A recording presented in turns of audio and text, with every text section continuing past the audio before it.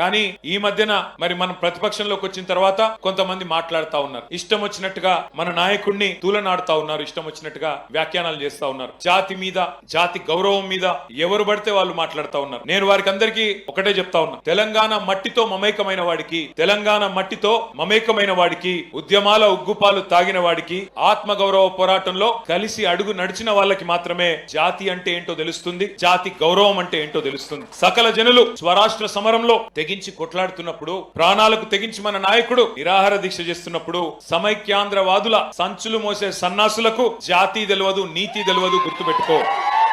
లాఠీ దెబ్బలు తిన్నోళ్లకు, జైళ్లకు పోయినోళ్లకు, తుపాకులకు ఎదురుబడి నిలబడ్డోళ్లకు జాతి అంటే, జాతి అస్తిత్వం అంటే ఏంటో తెలుసు. ఉద్యమకారుల మీదికి తుపాకులు తీసుకొని ఆ రోజు దాడికి వెళ్లిన ద్రోహులకు జాతి నిర్వచనం ఎట్లా తెలుస్తుంది? రక్తంలో పౌరుషం ఉంటే, డిఎన్ఏలో ఉద్యమం ఉంటే, ఆత్మాభిమానం అనేది ఎక్కడన్నా నీ శరీరంలో ఉంటే నీకు జాతి అంటే ఏందో, జాతి చరిత్ర అంటే ఏందో తెలుస్తుంది.